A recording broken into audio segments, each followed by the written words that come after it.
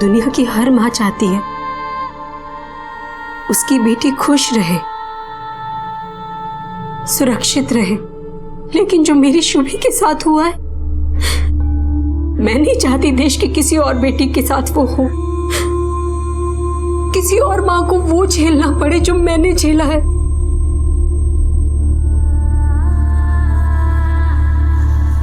हर वक्त मेरे मन में बस एक ही सवाल आता है, मेरी शुभी के साथ ऐसा क्यों हुआ? मेरी शुभी को ये सजा क्यों मिली? मेरी शुभी को तो कभी स्कूल में भी सजा नहीं मिली थी। टीचर के हर सवाल का जवाब देती थी वो, और कभी कभी तो खुद ही टीचर बन जाती थी। नहीं पापा। क्या हुआ बेटा? पापा, आपको ये नहीं पता कि गाड़ी चलाते वक्त फोन पे बात नहीं करनी चाहिए। वो तो है बेटा, पर बहुत अर्जेंट कॉल है, मुझे उठाना पड़ेगा। पापा, अगर एक्सीडेंट हो गया तो मुझे चोट लग सकती है ना।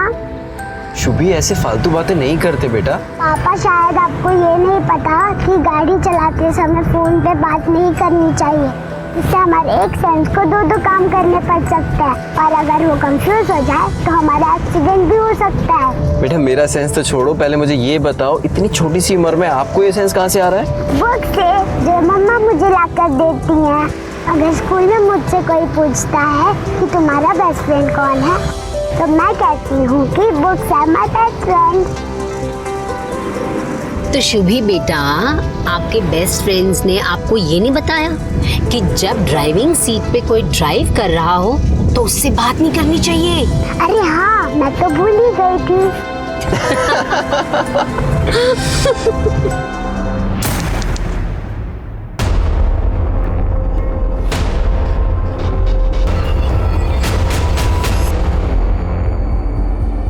सिस्टर, बच्चे की हालत बहुत खराब है, तुरंत एडमिट कर लो। इसके माँ बाप कहाँ है? पुलिस कंप्लेंट हुई है या नहीं?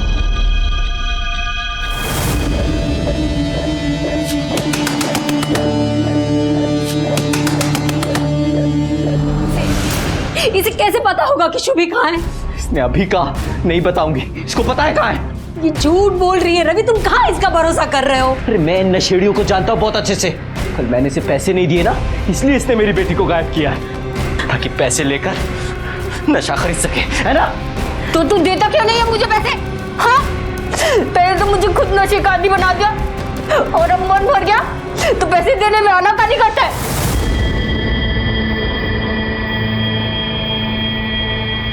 ये ना ऐसी चीज है, इसको अंदर लेते ही सारी दुनिया आंखों के सामने झूमने लगती है, बहुत मजा आता है। लो एक बार लेके देखो। नहीं अरे मैं कह रहा हूँ ना, बहुत मजा आएगा मेरे लिए। एक बार, मजा नहीं आएगा तो दोबारा मत लेना, ठीक है?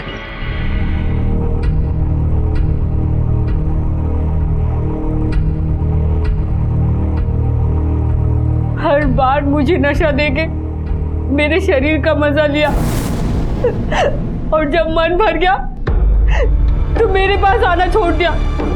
लेकिन मैं तेरे इस दिए हुए नशे को नहीं छोड़ पा रही हूँ। देख, तेरी बकवास सुनने नहीं आया यहाँ।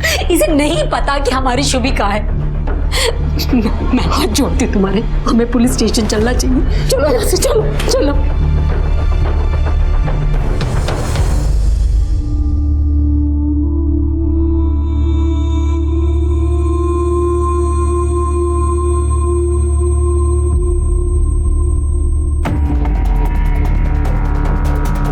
काय झालं सुबह? मैडम 6 साल की बच्ची है, डॉक्टर कह रहे हैं कि जहर दिया गया है, अभी इलाज चल रहा है। नाम पता कुछ पता चला? नहीं मैडम, जब मुझे मिली बेहोश थी, आसपास के लोगों को तो लग रहा था कि वो मर चुकी है। कहाँ मिली ये बच्ची? ये अंधेरी स्टेशन के पास एक फूड स्टॉल है, उसके पीछे बेहोश है। किसने देखा इससे पहले? हम आए तो इधर ही पड़ी। वो यहीं पड़ी थी जब आप लोग आए, और आप लोग वीडियो शूटिंग कर रहे हैं। बच्ची बेहोश पड़ी है, उसको हॉस्पिटल ले जाना चाहिए कि नहीं? चलो हटो। मैडम सबसे करीब तो सीधे आ गया। क्या हुआ डॉक्टर? शायद बच्ची के साथ सेक्सुअल असॉल्ट हुआ है। पता नहीं कैसे जानवर लोग हैं, एक छोटी सी बच्ची को भी। ये हमारा अंदाजा है, पूरी जानकारी तो रिपोर्ट आने के बाद ही पता चलेगी।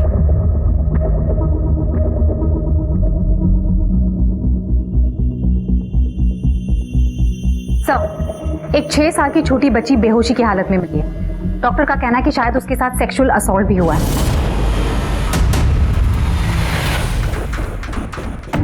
रवि, ये हम कहाँ आके रुके हैं? ऐसे हम कहाँ कहाँ ढूंढेंगे शुभी को? प्लीज मेरी बात मानो, पुलिस स्टेशन चलते हैं ना। बहुत अकल चल रही है। जो मैं कर रहा हूँ ना वही पुलिस करेगी।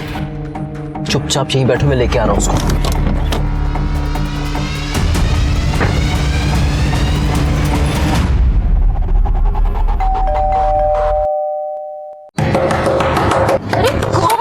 कौन? दिशा को मरे 1 साल हो गया है।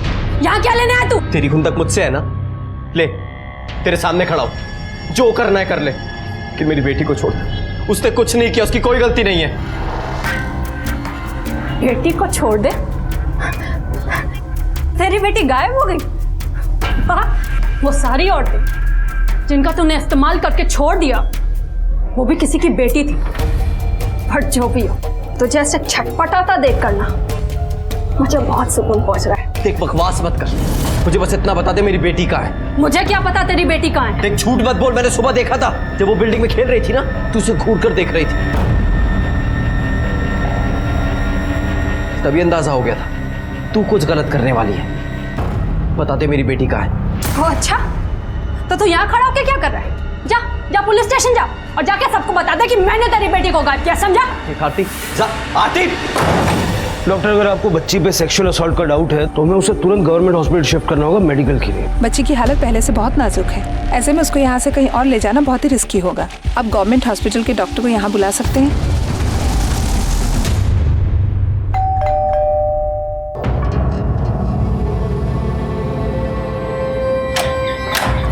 किरण, किरण, तुम यहाँ क्या कर रहे हो?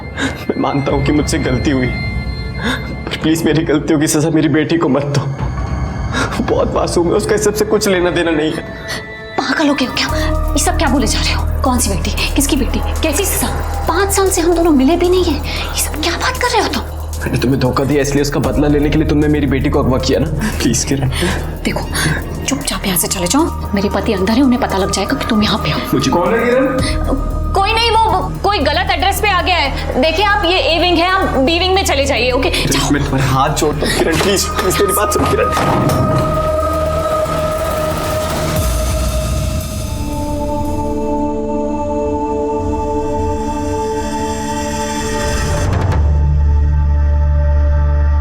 क्या हुआ डॉक्टर? देखिए, बच्ची के शरीर पे कुल 13 जगहों पे चोट के निशान पाए गए हैं। इट सीम्स एज इफ उसे किसी ने बहुत बेरहमी से मारने की कोशिश की है। उसके लेफ्ट हैंड में फ्रैक्चर है और सेक्सुअल असॉल्ट का जो हमें डाउट था वो सही था। एंड बच्ची के नाखूनों में ड्रग्स के ट्रेसेस भी पाए गए। Thank you. मैं डिटेल रिपोर्ट रेडी करके आपको भिजवाता हूँ। जी।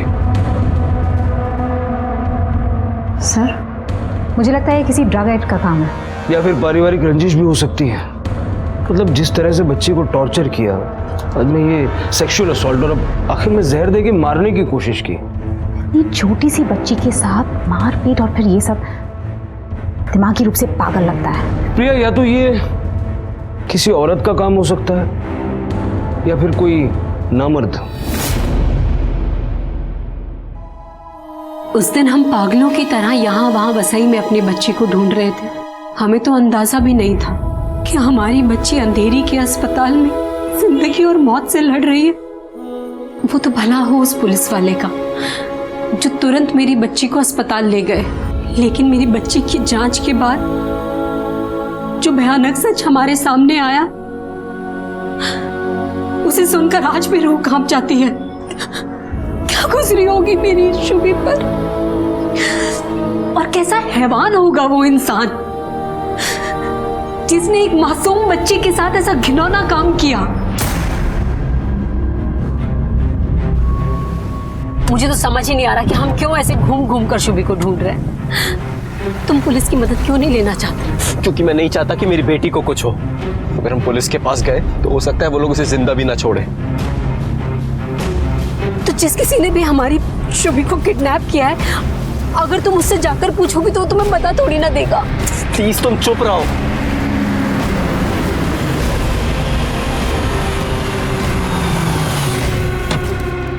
सीमा, सीमा, सीमा,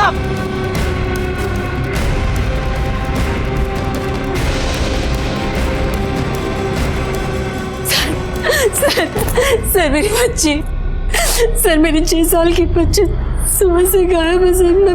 मैं और मेरे हस्बैंड ने बहुत ढूंढा पर वो नहीं मिल रही। उसे ढूंढ लीजिए सर, सर प्लीज मेरी बेटी को ढूंढिए सर, प्लीज कुछ एक मिनट शांत हो जाइए बेटी, ये लीजिए। आखिरी बार कब और कहाँ देखा था आपने उसे? सर बिल्डिंग के बाहर ही खेल रही थी, यही कोई सुबह के 10 बजे होंगे। और अब शाम के 6 बज रहे हैं, सुबह से क्यों नहीं आए आप लोग? सर मैं तो आना चाहता था लेकिन मेरी बीवी ने कहा कि पहले हम लोग खुद ढूंढ लेते हैं, इसलिए। कोई फिरौती का कॉल तो नहीं है आप लोगों के पास? नहीं सर, अभी तक तो कोई फोन नहीं आया। किसी पर शक? सर ऐसे तो किसी पर कोई शक नहीं, लेकिन थोड़ा पैसा हो तो दुश्मन बन ही जाते। बच्ची का फोटो है आप लोगों के पास? हाँ हाँ हाँ, मेरे फोन में। पाटिल, ये बच्ची का फोटो आसपास के पुलिस स्टेशन में भेजो और अपने खबरी को भी अलर्ट करो। मैं फोटो भेजता हूँ तुम्हें। मैं आपको और सारी चॉकलेट्स दूंगी, चलो मेरे साथ। हाँ, कल ये बच्ची मिली थी तुम्हारे फूड स्टॉल के पास, कौन लेके आया था इसको? एक औरत थी शायद इसके साथ। कितने बजे की बात होगी? 3 बजे होंगे शायद। उस औरत की शक्ल या हुलिया कुछ याद है? ये लीजिए मैडम, एकदम चटपटी। उस औरत ने अपने चेहरे पर दुपट्टा बांध रखा था, इसलिए चेहरा तो नहीं देख पाया। भैया इस एरिया का सारा सीसीटीवी फुटेज चेक करो, देखो जरा इस औरत की मूवमेंट क्या है। सर। हेलो, होल्ड करो। सर ये तो उसी बच्ची का फोटो है। एक काम करो, वसई पुलिस से पेरेंट्स की डिटेल्स लेकर उन्हें हॉस्पिटल बुला लो।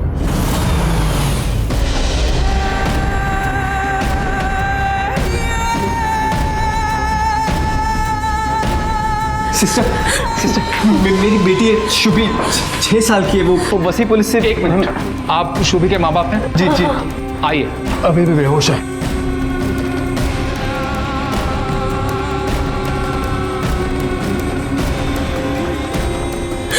शुभी, रुकिए, आप अंदर कहाँ जा रहे हैं? डॉक्टर वो मेरी बच्ची क्या हुआ उसे? उसकी हालत बहुत सीरियस है, आप अंदर नहीं जा सकते। सीरियस है मतलब? हुआ क्या उसे? उसके साथ मारपीट की गई है और सेक्सुअल असॉल्ट भी हुआ है।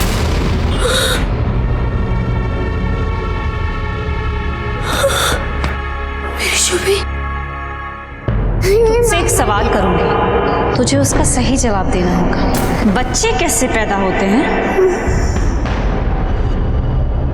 मम्मा कहती है कि बच्चे मम्मा की टम्मी से पैदा होते हैं। गलत जवाब। अब समझ तू। किसने किया ये सब? उसकी जांच हम लोग कर रहे हैं। डॉक्टर मैं आपके हाथ जोड़ती हूँ, एक बार मुझे मेरी बच्ची से मिलने दीजिए डॉक्टर, प्लीज ना। एक बार मुझे अपनी बच्ची। ठीक है, ये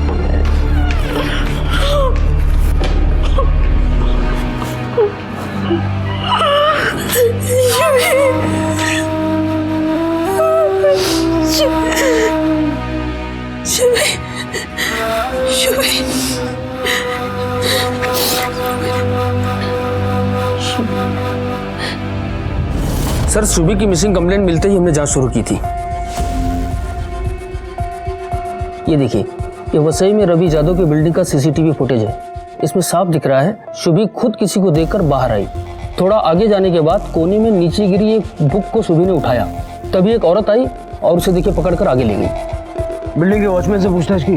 जी सर, उसे कुछ मालूम नहीं है। क्या ये टॉर्चर और सेक्सुअल असॉल्ट भी उसी औरत ने किया है? लेकिन सर एक औरत एक बच्ची के साथ ऐसे कैसे कर सकती है? शिकतोड़ा आजकल के जमाने में कुछ भी पॉसिबल है। खैर, यहाँ से आगे इस केस की जांच हम करेंगे। आप केस की फाइल भिजवा दीजिए। जी सर। आपकी बिल्डिंग के सीसीटीवी फुटेज में हमने देखा कि बच्ची सुबह 9:46 पर किसी के बाहर से आवाज लगाने पर बच्ची घर से बाहर निकली, लेकिन आप लोगों ने उसकी मिसिंग कंप्लेंट शाम को 6 बजे लिखवाई। इतना टाइम क्यों लगा?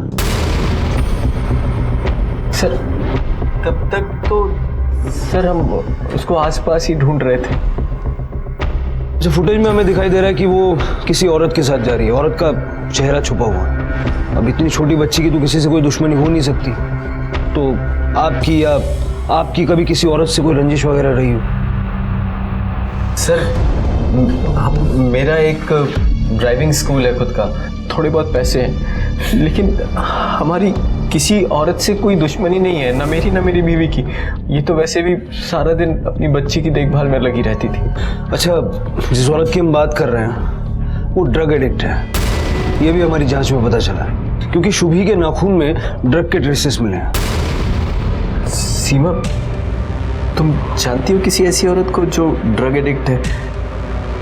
मैं तो नहीं जानता। नहीं सर। नहीं सर, मैं भी नहीं जानती।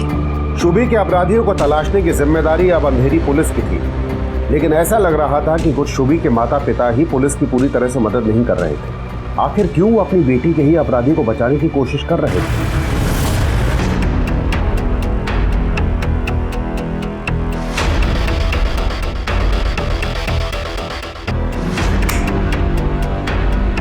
इस ऑटो वाले का नंबर नहीं दिख रहा है, लेकिन ये इसके हाथ में गमछा लपेटा हुआ है। प्रिया, जरा पता करो कौन सा ऑटो वाला ऐसे हाथ में गमछा लपेट के रिक्शा चलाता है। सर, मुझे ऐसा लग रहा है कि शुभी के माँ बाप कुछ छुपा रहे हैं। हाँ, मतलब अपने ही बच्चे के साथ इतना बुरा करने वाले को अगर वो लोग बचा रहे हैं तो क्यों? और भैया, अगर वो औरत ड्रग एडिक्ट है तो एरिया का कोई ना कोई ड्रग डीलर उसे जानता होगा, जरा पता लगाओ।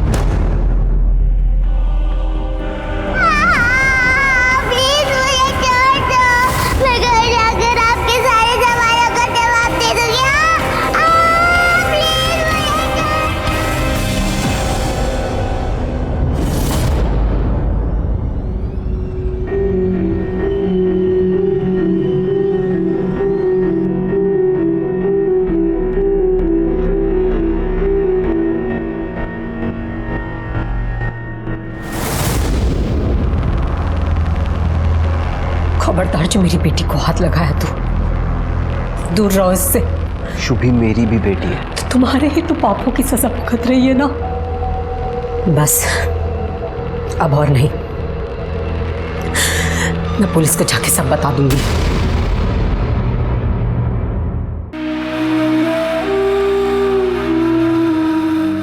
एक माँ के लिए उसका बच्चा ही सबसे बड़ी ताकत होता है और सबसे बड़ी कमजोरी भी। मैं इसीलिए चुप थी। इंस्पेक्टर साहब ने जो कुछ भी बताया उससे मैं इतना तो समझ गई थी कि मेरी बच्ची को इस हालत में पहुंचाने वाली कोई औरत थी जो मेरे पति के पापों की सजा मेरी बच्ची को दे रही थी। कैसे कोई औरत इतनी निर्दयी हो सकती है? अगर मेरे पति ने पुलिस की मदद की होती तो समय पर पुलिस उस अपराधी औरत को पकड़ लेती, लेकिन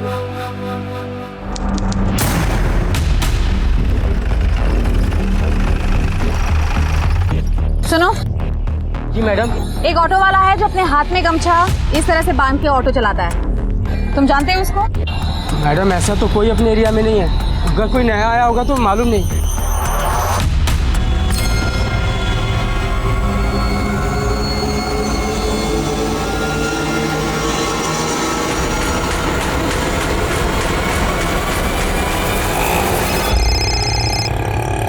हेलो मैडम, वसई में एक पूजा नाम की आंटी रहती है जो कि ड्रग बेचती है। मुझे लगता है सारी इन्फॉर्मेशन उसके पास मिल सकती है। उसका नाम और पता भेजो, मैं अभी पहुंचती हूँ। Okay madam.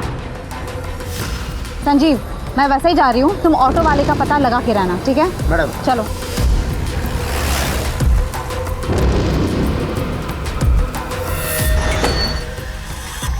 मैम, वो सामने फूलों की दुकान में एक औरत है, वही है यहाँ की सबसे बड़ी सप्लायर।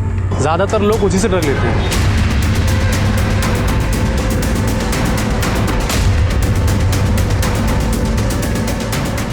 पास नहीं आना, दूर हटो। देखो, हम तुम्हें गिरफ्तार नहीं करना चाहते, दूर हट।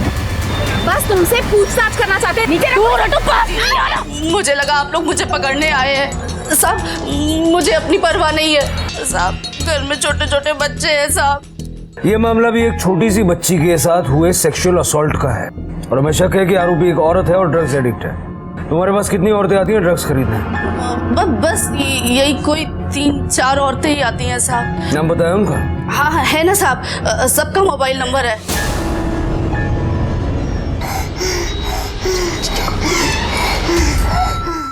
क्या हुआ?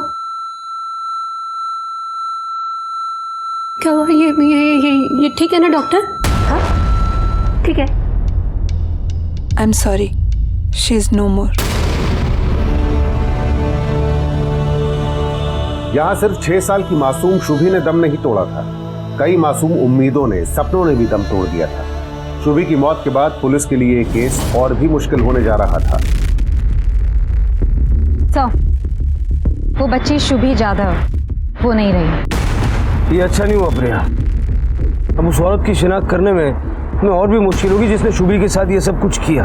Right sir. उस ऑटो वाले का कुछ पता चला? सर ऑटो वाले का तो पता नहीं चला, लेकिन ड्रग बेचने वाली ने जो नंबर दिए थे उसमें से 3 नंबर बंद है और 1 नंबर किसी रेशमा का है जो 2 महीने से रिहैब सेंटर में है। तो उन तीनों नंबर की डिटेल्स निकलवाई? हाँ सर उनमें से एक औरत है निशा और इसके कॉल डिटेल्स के मुताबिक इसकी शुभी के माँ बाप से रेगुलरली बात होती थी।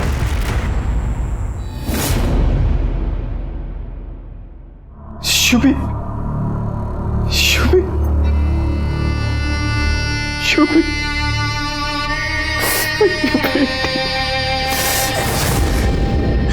खबरदार जो मेरी बच्ची को हाथ में लगाया तूने तो हाथ तोड़ दूंगी तेरा। हाथ छोड़ मेरा।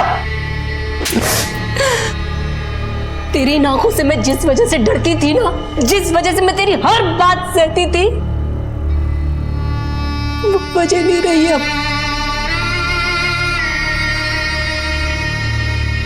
मेरी शुभी मर गई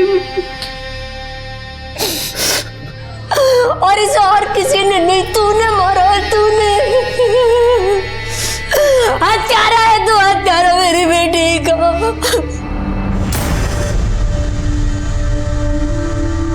मम्मा, इस बुक में लिखा है कि अच्छे लोग मरने के बाद स्वर्ग में जाते हैं।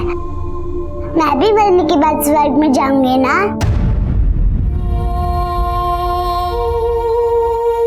शुभी, आप आज के बाद ऐसी कोई बात नहीं करोगे।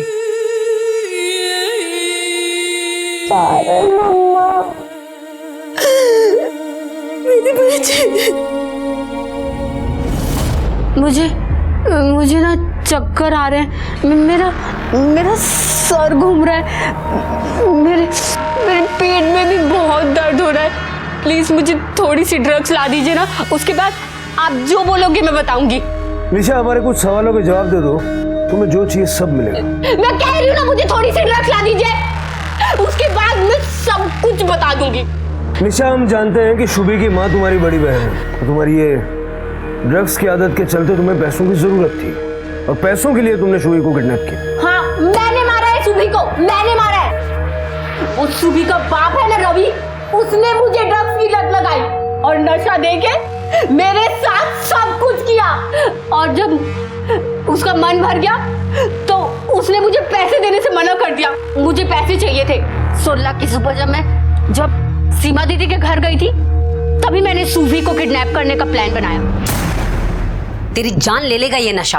हालत देख अपनी, हड्डी का ढांचा हो गई है। आपके पति की दी हुई लत है। ताली कभी एक हाथ से नहीं बजती।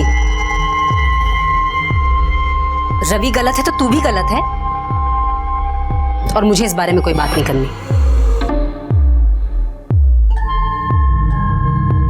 तेरी हालत देख के लग रहा है 2-3 दिन से तूने कुछ खाया नहीं। मैं तेरे खाने के लिए कुछ बना के लाती हूँ।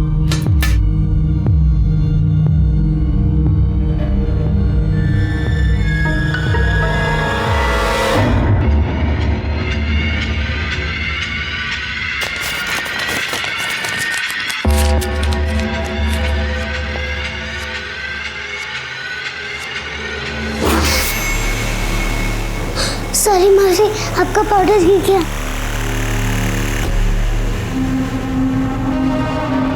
तुम रहने दो, मैं कर लूंगी। हाँ।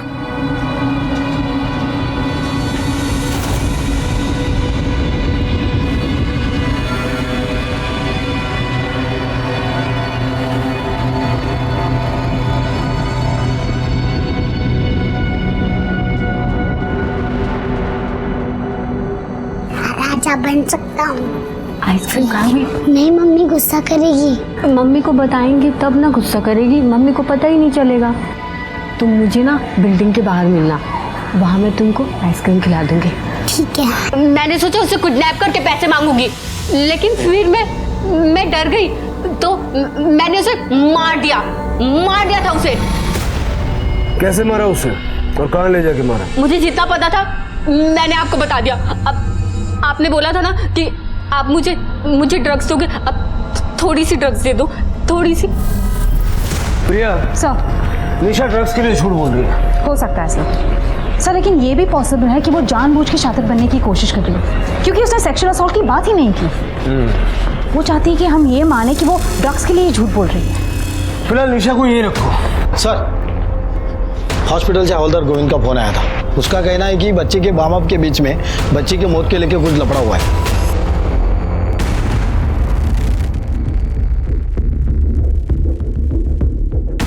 अरे सुनो, इस रिक्शा वाले को देखा है? हाथ में लाल कलर का गमछा बांधा है ये। हाँ साहब, कुछ हफ्ते पहले बोरीवली ईस्ट में मैं भाड़ा ले गया था, तभी 60 वाले को मैंने वहाँ देखा। ए भाई चल जल्दी यहाँ से रिक्शा हटा। यहाँ सबसे पहले मेरा नंबर आता है, मेरा रिक्शा लगता है। मेरा नंबर? बाहर का कोई नंबर नहीं लगता है। चल हट। क्या बोल रहा हूँ? चल हटा, चल। मेरा नंबर हट, तेरा कोई नंबर नहीं यहाँ पे, चल भाग। साहब आप बोरीवली एरिया में पता करो ना साहब। साहब कोई लफड़ा नहीं हुआ, इकलौती बच्ची थी शुभी हमारी, माँ है उसकी, सटमा लगा है इसको, इसलिए पता नहीं क्या क्या बोल रही है। कुछ तो शर्म कर, कुछ तो शर्म कर। सर मैं नहीं जानती मेरी शुभी को किसने मारा, लेकिन उसकी मौत के पीछे इस आदमी का हाथ है सर, इस आदमी का हाथ। आप कहना क्या चाहते हैं, जरा साफ साफ बताइए। सर ये क्या साफ? एक आप बोलिए। इस आदमी ने बहुत औरतों की जिंदगी बर्बाद की है सर, उन्हें में से किसी औरत ने मेरी शुभी को। नहीं सर। जब मेरी शुभी गायब हुई तो ये मुझे बहुत सारे जगह पे लेके गया उसे ढूंढने के लिए। मैं आपको वो सारी बिल्डिंग्स के बारे में बता दूंगी। मुझे बिल्डिंग मालूम है लेकिन फ्लैट नंबर नहीं मालूम। ये मुझे ऊपर नहीं लेके गया।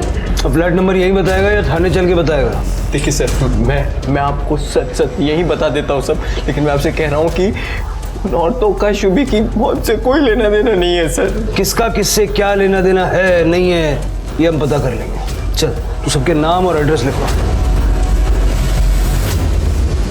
हम हिंदुस्तानी पत्नियों को चाहे किसी भी वजह से ही सही अपने पति की बुराइयों को छुपाने, दबाने और सहने की बुरी आदत होती है, और जो औरत इंडिपेंडेंट नहीं होती उसके लिए ये एक मजबूरी भी है। मैं भी आज तक चुप रही, अपने पति की हर ज्यादती, हर गलत बात को सहती रही। मेरी बेटी की मौत ने मुझे तोड़ दिया, लेकिन उसे न्याय दिलाने की जिद ने मुझे एक नई हिम्मत दी। काश ये हिम्मत मैंने उसके जिंदा रहते दिखाई होती तो आज मेरी शुभी मेरे पास होती। सीमा ने जो हिम्मत दिखाई, अपने पति के खिलाफ सच बोलने की कोशिश की, उसके बाद अब पुलिस रवि से जुड़ी उन सभी औरतों का पता लगाने में जुट गई थी जिनका उसने शारीरिक और मानसिक इस्तेमाल किया था। सर लगता है घर पे कोई नहीं है।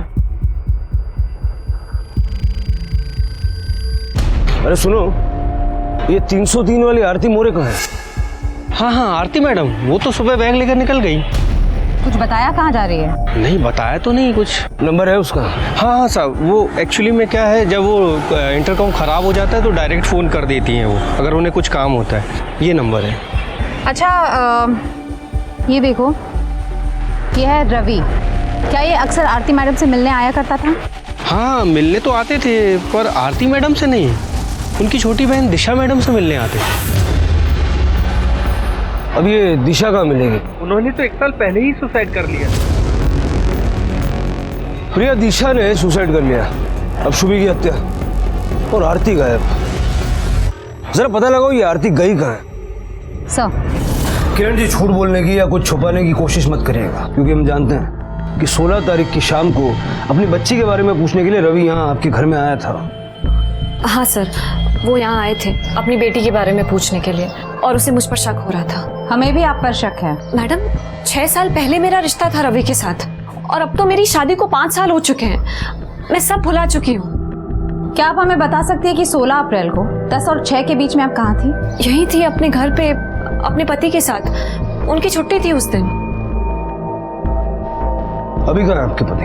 अभी घर पे नहीं है वो सर। लेकिन सर प्लीज आप लोग मेरे पति को मेरे और रवि के पुराने रिश्ते के बारे में कुछ मत बताना सर प्लीज, वरना मेरा घर टूट जाएगा। 16 अप्रैल को किरण घर पे थी? 16 अप्रैल को हाँ, सुबह 9 बजे जाते हुए देखा था, फिर वो 11 बजे तक वापस आ गए थे। अकेली आई थी? जी साहब, अकेली ही आई थी। प्रिया, अगर देखा जाए तो इन सभी औरतों के पास रवि से बदला लेने की और शुभी की जान लेने की वजह है। हाँ सर, एक तो वो निशा जिसे रवि ने नशे की लत लगा के उसका इस्तेमाल किया और फिर उसे छोड़ दिया, और दूसरी वो आरती जिसकी बहन ने रवि के कारण सुसाइड कर लिया। और ये किरण। प्रिया, मुझे लगता है कि रवि की जिंदगी में कई औरतें होंगी। जरा इस रवि की पूरी कुंडली निकालो। पापा आप क्या चाहते हो? मैं बड़ी होकर क्या बनूं? Doctor, scientist, teacher, pilot, engineer या कुछ और? बेटा मैं तो बस इतना चाहता हूँ कि तुम वापस आ जाओ मेरे पापा के पास। वो जिंदा तो हो जाती है, मगर किसके लिए? एक ऐसे बाप के लिए जो खुद उसकी मौत का जिम्मेदार है, या एक ऐसे आदमी के लिए जो न जाने कितनी जिंदगियों को बर्बाद करने का जिम्मेदार है। अगर अभी भी थोड़ी शर्म बाकी है ना रवि, तो पुलिस के सामने जाकर अपने गुनाह कबूल कर लो। कब तक अपने गुनाहों का बोझ ढोते फिरोगे रवि?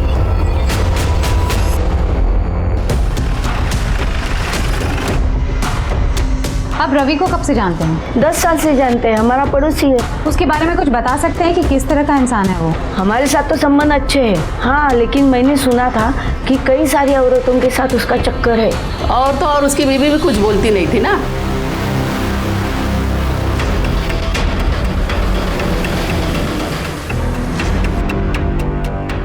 जी सर।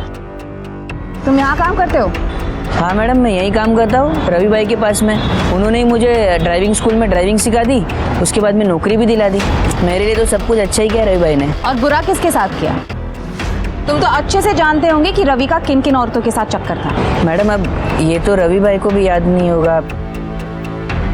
तुझे जितना याद है उतना बता दे। चल सर, एक बार तो रवि भाई औरतों के चक्कर में मरते मरते बचे थे।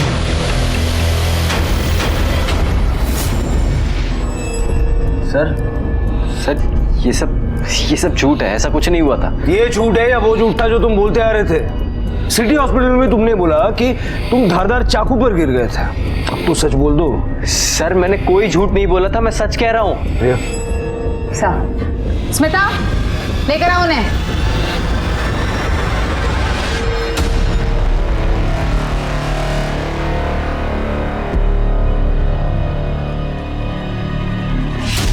देखो आपका बजट कितना पहले तो आप ये बताओ महेश भाई। 3-3.5 3-3.5 के हिसाब से सबसे बेस्ट गाड़ी है ये। 2015 का मॉडल है, मात्र 7000 किलोमीटर चली है। रवि भाई 17 साल की थी मेरी पूर्वी, इस नालायक ने उसे पेट से बना दिया। बदनामी से बचने के लिए मैं अपने पुरकी को गांव में छोड़ के आ गई, लेकिन मैं इसे जिंदा नहीं छोड़ना चाहती थी। तुला सोडणार नाही बापरे, कोयत्याशी नाही का पिला तो बाप। अगर उस वक्त आपने पुलिस में कंप्लेंट कर दी होती तो आज ये जेल में होता। साहब मैं अभी कंप्लेंट करेगी तो चलेगा ना? क्या कंप्लेंट? ये जो तू बाहर घूम रही है ना, मेरी वजह से घूम रही है। जान से मारने की कोशिश की थी तूने मुझे। अगर तू मेरी कंप्लेंट करेगी ना तो मैं भी तेरी कंप्लेंट करूंगा, समझी? ठीक है चालेल। हाँ साहब अभी रिपीट लिखो। इसे सजा मिलने के लिए मैं कोई भी सजा भुगतने के लिए तैयार हूँ।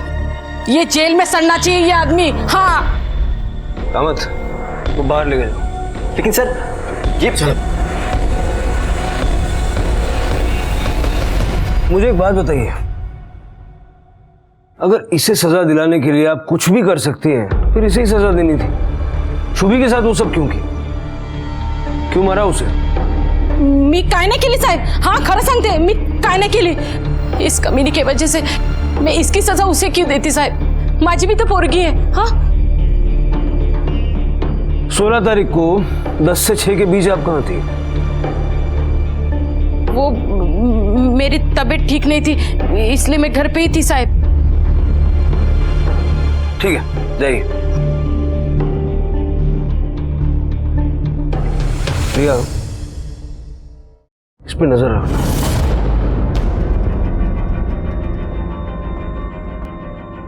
देख, तेरी सजा का इंतजाम तो पूर्वी की मां ने कर दिया. अब रहे शुभी के कातिल. बता, तुझे कैसे पता चला कि शुभी को किसी औरत ने किडनैप किया है? देख, छुपाने का कोई फायदा नहीं है. तू नहीं चाहता कि तेरी बेटी के कातिलों को सजा मिले? सर मुझे एक SMS आया था, लिखा था तेरे पापों की सजा मैं तेरी बेटी को देने वाली हूँ. यही कुछ 12 बज रहे थे.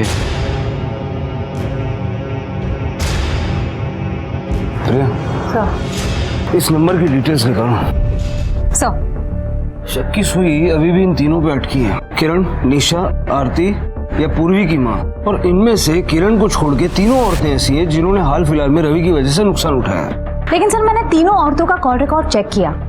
16 अप्रैल को तीनों वसई और उसके आसपास के इलाके में थे. अंधेरी कोई नहीं गया. प्रिया, हो सकता है कि बच्ची के साथ गलत वसई में किया गया, उसे जहर वहां खिलाया गया और फिर किसी औरत के जरिए यहाँ अंधेरी में छोड़ दिया. सर मुझे ऐसा लग रहा है कि पूर्वी की माँ स्मार्ट खेल रही है. उसी ने ये सब किया है. वो जानती है कि अटेम्प्ट टू मर्डर का गुनाह कबूल करने में सजा कम होगी, इसलिए उसने रवि पर हमले का गुनाह कबूल कर लिया और शुभी के बारे में कुछ नहीं बोला. निशा को छोड़ दो. सर. अरे सुनो, 2 मिनट बाहर आओ. इस रिक्शा वाले को देखा है? सर ऐसा लाल वाला गमछा तो एक ही रिक्शा वाला सर डाल के घूमता हो रहा सर.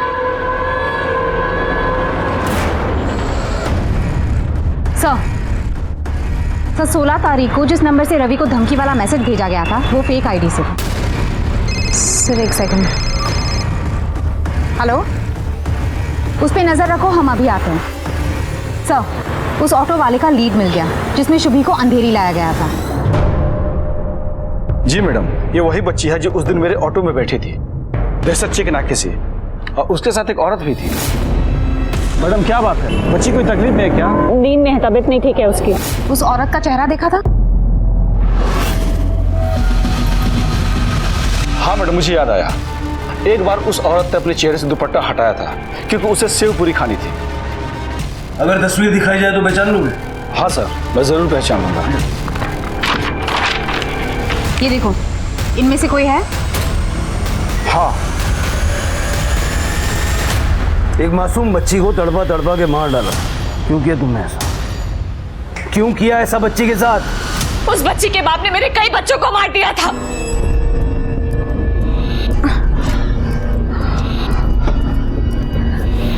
रवि, कितनी बार कहे प्रोटेक्शन साथ में लेकर चला करो. भूल गए? पिछली बार 2 महीने हो गए थे. ये ले. हम लोग तो शादी करने वाले हैं ना, तो फिर इसकी क्या जरूरत है?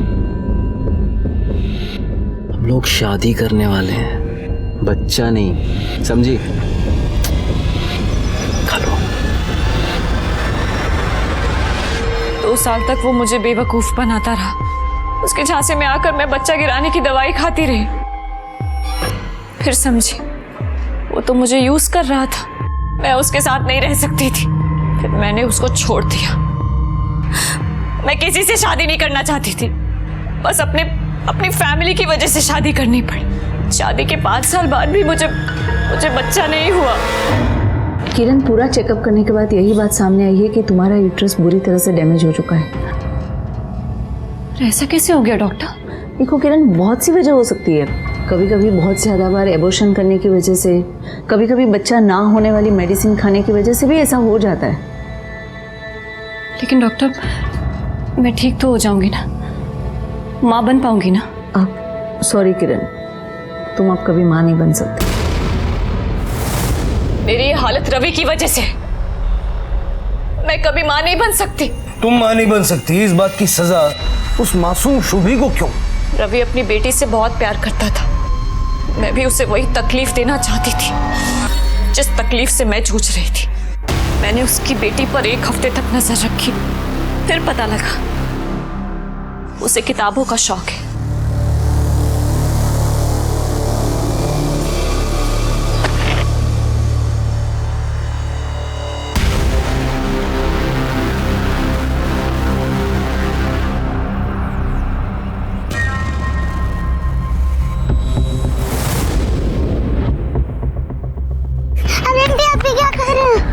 बेटा, मुझे आपके पापा ने भेजा है, आपके पापा ने।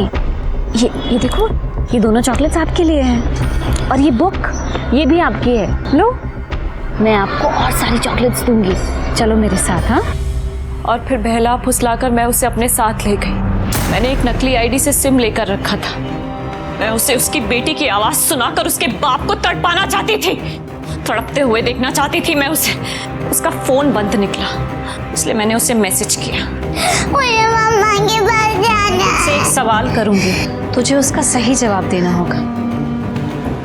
अगर तेरा जवाब सही हुआ ना तो समझ तू गई। पूछो क्या सवाल है? मुझे तो बस घर जाना है, मम्मा के पास। घर जाना है ना? हाँ। तो फिर बता, बच्चे कैसे पैदा होते हैं? मम्मा कहती है कि बच्चे मम्मा की टमी से पैदा होते हैं। टमी से पैदा होते हैं? हाँ? गलत जवाब। तो ऐसा करने से अब तुम माँ बन सकती हो। मुझे ये समझाओ, शुभी की गलती क्या थी? मानती हूँ, उस बच्चे की कोई गलती नहीं थी। मैंने जो किया उसके बाप को तड़पाने के लिए किया।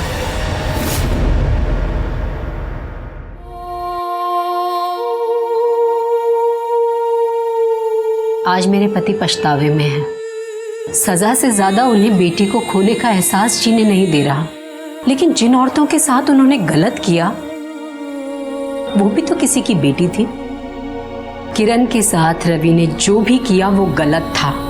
किरण के दोषी थे रवि, और इसका हिसाब किरण को उन्हीं से लेना चाहिए था। वो पुलिस में कंप्लेंट करती, उन्हें सजा दिलवाती। पर मेरी शुभी, उसकी क्या गलती थी? मेरी शुभी को ये सजा नहीं मिलनी चाहिए थी।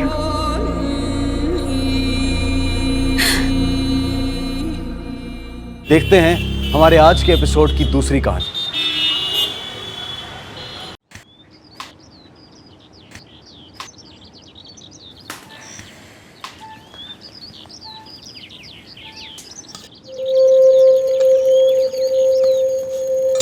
अरे, फटी कमीज क्यों पहन रहे हो? जब जिंदगी फटेहाल हो तो सिली कमीज पहन के कौन सा भाग्य बदल जाएगा? सपने सिर्फ देखने भर से ही पूरे हो जाते तो दुनिया में कोई गरीब नहीं होता। कमीज दो, सिल देती हूँ। रहने दो, ठीक है। फटी हुई कमीज पहनकर दुनिया में अपनी गरीबी का ढिंढोरा पिटोगे तो भी रहम की भीख नहीं मिलने वाली। दो। दूध का ध्यान रखना, लाती हूँ सिल के।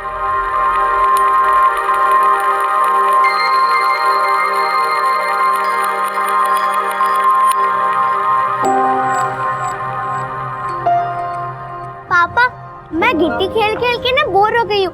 क्या आप मुझे नई साइकिल दिला सकते हो? तानिया को साइकिल चलाना अच्छा लगता है? हाँ, मुझे साइकिल चलाना बहुत अच्छा लगता है। और आप जब मुझे साइकिल दिलाओगे ना तो मैं साइकिल को मैदान में जाके खूब चलाऊंगी और ट्यूशन तक भी ले जाऊंगी।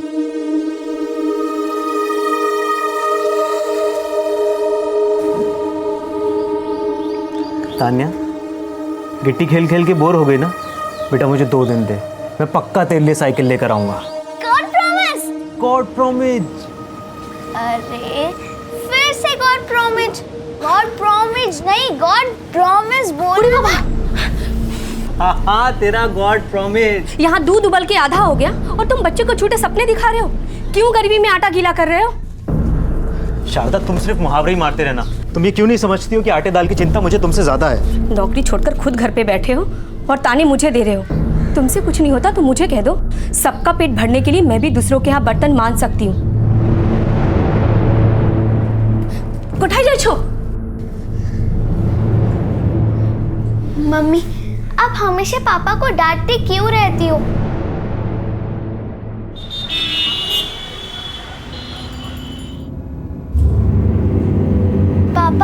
आप एक काम करो, आप मेरे लिए साइकिल मत लाओ, क्योंकि टीचर कह रही थी अगर स्कूल की फीस नहीं भरी तो वो मुझे स्कूल से निकाल देंगे। कहते हैं इस दुनिया में हर चीज़ एक्सपायरी डेट के साथ आती है, लेकिन प्रॉब्लम यही है कि हमें अपनी एक्सपायरी डेट कभी पता नहीं चलती, और अगर पता होती तो शायद उससे पहले अपने सारे सपने पूरे कर लेते। हेलो,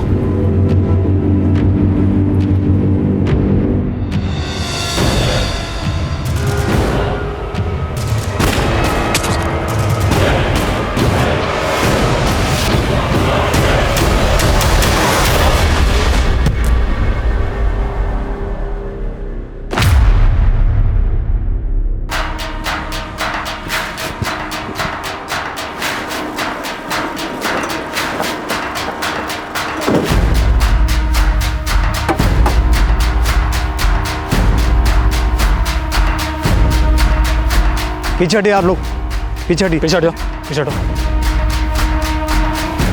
पीछे पीछे ले। इसकी जेबें चेक करो। सर इसकी पॉकेट में मोबाइल और पैसे मिले हैं। 250 रुपये सर। मोबाइल भी है, पैसे भी हैं। इसका मतलब है लूट के इरादे से मर्डर नहीं हुआ। सर इसकी पॉकेट में एनवेलप भी है। नेगेटिव्स?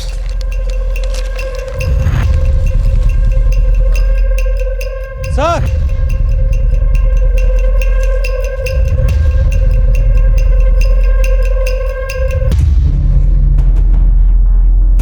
फोटो लो इसकी।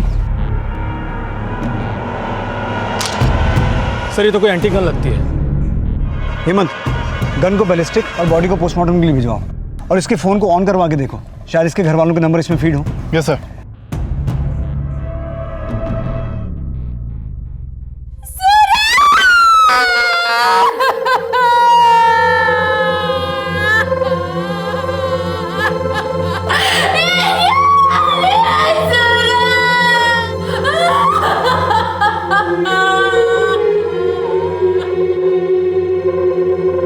शारदा जी, संभालिए अपने आप को।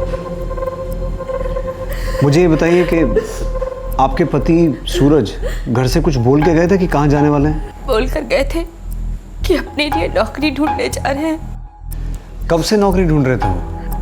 करीब 1 महीने से। इसके पहले वो किराने की दुकान पर नौकरी करते थे। पर शारदा जी, कोई तो ऐसी वजह रही होगी जो आपके पति को इस तरह से मारा गया। ठीक है, बाहर उनकी किसी से कोई दुश्मनी नहीं थी, लेकिन घर के अंदर ही परिवार में कोई रंजिश? नहीं साहब, उनका हमारी बेटी के सिवा कोई सगा नहीं था। जरा अच्छे से याद करके बताइए, आपने कभी अपने पति को किसी के साथ देखा हो या कोई ऐसी बात सुनी हो? ये साहब, हमने कभी नहीं सुना, लेकिन हाँ, करीब 10 दिन पहले हम बाजार गए थे। वहां उन्होंने किसी को देखा था। चलो, तो मैं आ रहा हूँ। सूरज! तब वो किसी से मिलने गए थे, लेकिन जब वापस आए तो बहुत जल्दी में लग रहे थे। आलिया ना, चलो। हाँ, लेकिन किससे मिलने गए थे? अरे घर चल के सब बताऊंगा, चलो तो। बताओ तो। बाद में मैंने घर जाके भी उनसे उस बारे में पूछा, लेकिन उन्होंने मुझे कुछ भी नहीं बताया।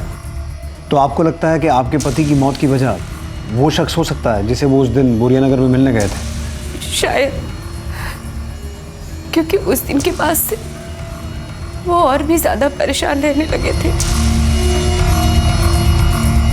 लेकिन वो था कौन? जरा सा भी आइडिया है आपको?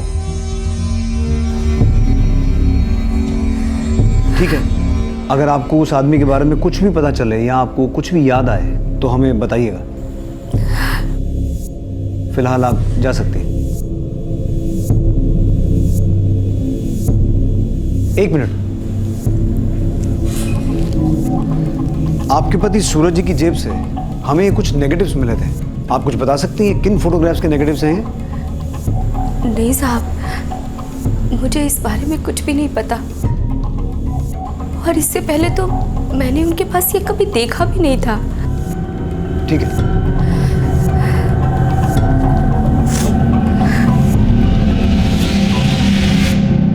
सर रील कैमरा का ट्रेंड 8 से 10 साल पहले बंद हो गया था, फिर कोई नेगेटिव को संभाल के रखे, इसकी कोई ना कोई तो बड़ी वजह होगी। और सूरज की पत्नी का कहना है कि उसने नेगेटिव सूरज के पास में कभी देखे ही नहीं, तो क्या किलर जानबूझकर सूरज की जेब में नेगेटिव रख के चला गया? और क्राइम सीन पे गन का मिलना, सर सब कुछ सस्पिशियस लग रहा है। लेकिन विश्वास, फिलहाल तो सबसे बड़ा सवाल ये है कि एक मामूली सा गरीब आदमी जिसके पास खाने को भी लाले पड़े हुए थे, नौकरी नहीं थी, उसे कोई इतनी बेरहमी से क्यों और किस मकसद से मारेगा? सर सूरज की बीवी ने डायरेक्ट शक किसी पे नहीं जताया, लेकिन वो कह रही थी कि सूरज के मर्डर से 10 दिन पहले सूरज किसी अनजान शख्स से मिला था। सर कहीं कोई कहानी बनाकर तो नहीं चली गई? पर अगर कहानी बना भी रही है तो सामने तो आ ही जाएगी। तुम एक काम करो, फिलहाल इन नेगेटिव्स को डेवलप करवाओ, और जैसे ही सूरज के कॉल रिकॉर्ड्स आते हैं उन्हें स्टडी करो, और सूरज के आस पड़ोस, वो जहाँ पहले नौकरी करता था, हर जगह अच्छे से पूछताछ करो। सर कहाँ रह गई मम्मी? मम्मी अब तक आई क्यों नहीं?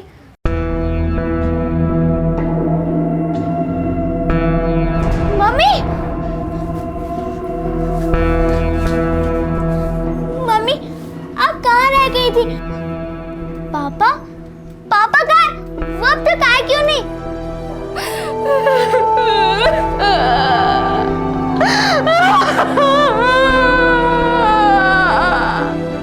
अपनी माली हालत से जूझता सूरज का परिवार घर के अकेले करता धरता सूरज को खो चुका था। एक गरीब इंसान जो 2 वक्त की रोटी कमाने के लिए संघर्ष कर रहा था, आखिर वो किसकी ऐसी दुश्मनी का शिकार हुआ? सर वो नेगेटिव्स डेवलप करवाए। सर नेगेटिव से पता चला है कि फोटोज किसी पारसी औरत की शोक सभा के हैं। जिस औरत की शोक सभा है उसका नाम तो लिखा है बैकग्राउंड में, लेकिन लोगों से कवर्ड है। सर ये फोटो 16 साल पहले खींची गई थी, ये देखिए सर। लेकिन सूरज की हत्या का 16 साल पहले की शोक सभा की फोटो से क्या कनेक्शन हो सकता है जिसके नेगेटिव्स उसकी जेब में थे? सर ये तो कुछ भी नहीं है। क्राइम सीन पे जो गन हमें मिली थी वो 80 साल पुराने मॉडल की गन है।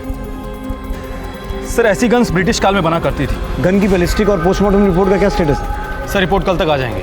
सर 16 साल पुरानी फोटोज और 80 साल पुराने मॉडल की गन, सर इस केस की जड़ें जरूर गहरी है। हेमंत, सर सूरज के पड़ोसियों से पूछताछ में पता चला कि सूरज और उसकी बीवी के बीच में बनती नहीं थी। सर वजह का तो नहीं पता चला, लेकिन ये पता चला है कि दोनों के बीच में अक्सर झगड़े होते रहते थे। एक काम करो, सूरज की बीवी को थाने बुलाओ और उनके बीच होने वाले झगड़ों की वजह पता करो। हो सकता है उन दोनों के बीच कोई तीसरा हो जिसकी वजह से सूरज की मौत हुई। तुम्हारे पति सूरज की जेब से जो नेगेटिव्स मिले थे, ये उसके फोटोग्राफ्स हैं, किसी पारसी औरत की शोक सभा के हैं। मुझे नहीं पता साहब कि ये सब कौन है। तो तुम इनमें से किसी को नहीं जानती?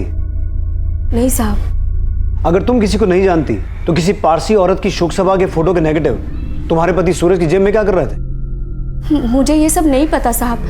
मुझे तो ये भी नहीं पता कि सूरज किसी पारसी को जानते थे भी या नहीं। शारदा, हमें पता चला है कि तुम्हारे और सूरज के बीच रिश्ता कुछ ठीक नहीं था। तुम्हारे अक्सर झगड़े हुआ करते थे। कहीं तुम्ही ने तो तंग आकर उसे... साहब आप मुझ पे शक कर रहे हैं साहब? आजकल छोटी छोटी बातों को लेकर मर्डर भी हो जाया करते हैं शारदा। सूरज की पोस्टमार्टम रिपोर्ट। सर सूरज की मौत 7 नवंबर को शाम 4 बजे हुई थी और बैलिस्टिक रिपोर्ट से ये कंफर्म है कि क्राइम सीन पे जो गन हमें मिली थी उस गन से ही सूरज को पॉइंट ब्लैंक पे शूट किया गया था। जिस वक्त सूरज की हत्या हुई उसकी बीवी कहाँ थी? सर उसकी बीवी घर पर ही थी। सर हमने उसके कॉल रिकॉर्ड्स को भी चेक किया है, अफेयर का तो कोई क्लू नहीं मिला। लेकिन सर सूरज की मौत बहुत ही प्लानिंग से की गई है। मतलब? सर सूरज को जल मंदिर के एक पीयूसी से कॉल आया था दोपहर के 2:30 बजे और उस वक्त सूरज बोरिया नगर में था। सूरज की हत्या हुई 4 बजे और उसकी डेड बॉडी मिली दीगानगर के आउटस्कर्ट्स में। तो हो ये भी सकता है विश्वास कि 2:30 बजे जल मंदिर के पीसीओ से जो फोन किया गया वो उसे क्राइम सीन पर बुलाने के लिए किया गया हो।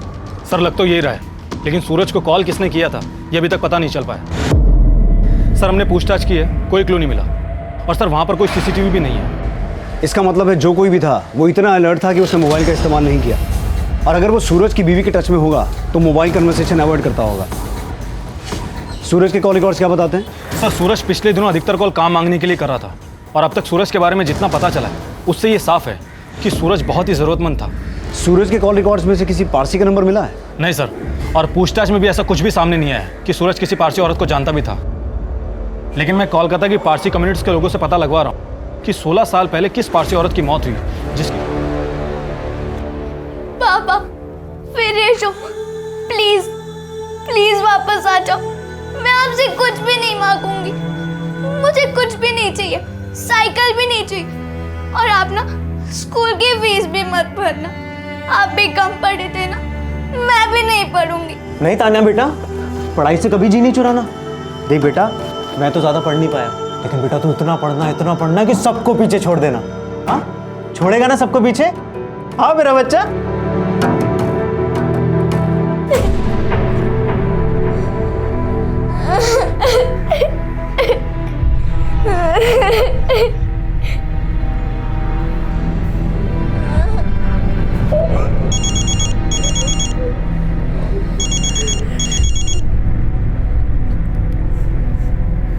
हेलो सर, सूरज पहले जिस दुकान पे नौकरी करता था उस दुकान के मालिक से मेरी बात हुई।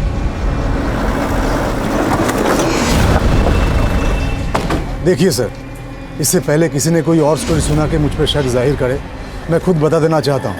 1 महीना पहले सूरज ने मेरे गाला से पैसा चुराया था, इसलिए हमने उसको नौकरी से निकाल दिया। सूरज की बीवी ने हमें बताया था कि सूरज ने खुद नौकरी छोड़ी थी, और अब हमें पता चल रहा है कि उस पर चोरी का इल्ज़ाम लगा था, इसलिए उसे नौकरी से निकाला गया था। कहीं ऐसा तो नहीं कि सूरज की बीवी उसके बारे में और बहुत कुछ जानती है, हमसे छुपा रही है? हो सकता है सर, लेकिन दुकान का मालिक सच बोल रहा है इस बात की भी कोई गारंटी नहीं है। मेरी दुकान पे काम करने वाले वर्कर से बात हुई, लेकिन उन्होंने दुकान के मालिक के बारे में कुछ और ही बोला है। साहब, सूरज कभी चोरी नहीं कर सकता, वो बहुत ईमानदार था। पर तुम्हारा मालिक सूरज पे चोरी का इल्जाम क्यों लगा रहा है? साहब, सूरज कई वक्त से तनख्वाह बढ़ाने के लिए बोल रहा था, पर वो टाल रहे थे। साहब, वो तो टाइम पे तनख्वाह भी नहीं देते थे। कई बार इस बात पे सूरज की उनसे कहा सुनी भी हुई, शायद इसीलिए साहब उसको चोरी का इल्जाम लगा के उसे नौकरी से निकाल दिया। क्या नाम है सूरज के मालिक का? विनोबा मित्रा। उसकी पूरी कुंडली निकाल रहा हूँ सर। लेकिन बाकी वर्कर्स को भी भूलना मत, हो सकता है मालिक सच बोल रहा हो, वर्कर्स झूठ बोल रहे हो। और सूरज की बीवी पे नजर रखो। Okay sir. सूरज की हत्या में सूरज की बीवी, सूरज का मालिक और सूरज के साथ काम करने वाले को-वर्कर्स पुलिस की राडार में थे। सूरज की बीवी का कहना था कि उसने सूरज को बोरिया बाजार में किसी से मिलते हुए देखा था जो उसका हत्यारा हो सकता था। लेकिन क्या इसमें कोई सच्चाई थी या सूरज की बीवी पुलिस को गुमराह करना चाहती थी?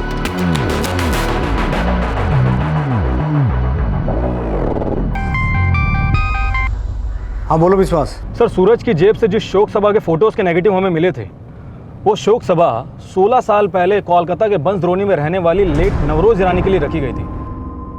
सर, नवरोज ईरानी का 16 साल पहले मर्डर हुआ था। व्हाट? नवरोज ईरानी का मर्डर हुआ था?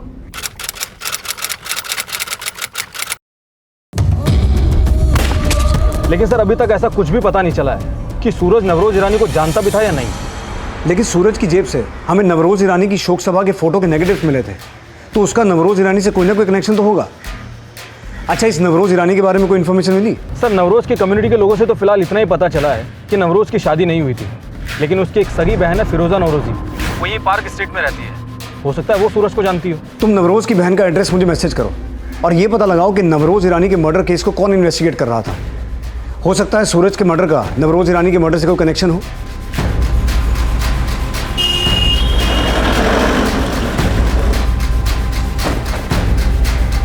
फिरोजा मैडम है?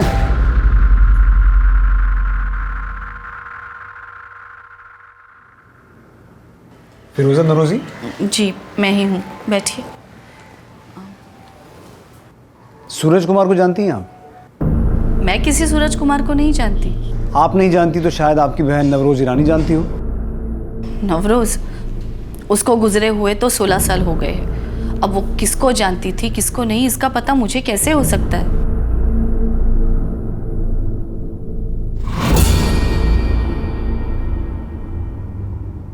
वो मेरा बेटा है साइरस।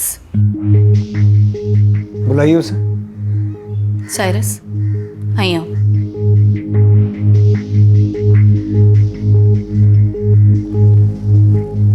साइरस, हम दरअसल ये जानना चाहते थे कि आप या आपकी मदर किसी सूरज कुमार को जानते हैं? मैंने कहा ना आपसे, हम किसी सूरज कुमार को नहीं जानते, तो आप बार बार एक ही सवाल क्यों पूछ रहे हैं? एक्चुअली जिस तरह से 16 साल पहले आपकी बहन को मारा गया था, उसी तरह 7 नवंबर को सूरज कुमार की हत्या हुई है। और हमें सूरज कुमार की डेड बॉडी के पास से कुछ फोटोग्राफ्स के नेगेटिव्स मिले हैं। ये देखिए, ये फोटोग्राफ्स आपकी बहन नवरोज ईरानी की शोक सभा के हैं। अब ये महज इत्तेफाक तो नहीं हो सकता। आप शायद सूरज कुमार को नाम से नहीं पहचान पा रही। ये है सूरज कुमार। जी नहीं, हम इसे नहीं जानते। ठीक है, चलते हैं, लेकिन अगर ज़रूरत पड़ी तो दोबारा तकलीफ देंगे आप। Thank you.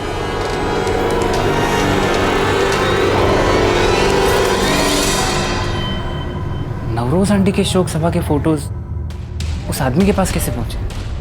अब वो सब मुझे कैसे मालूम होगा? और तू बोल, आ चक्कर शू छे?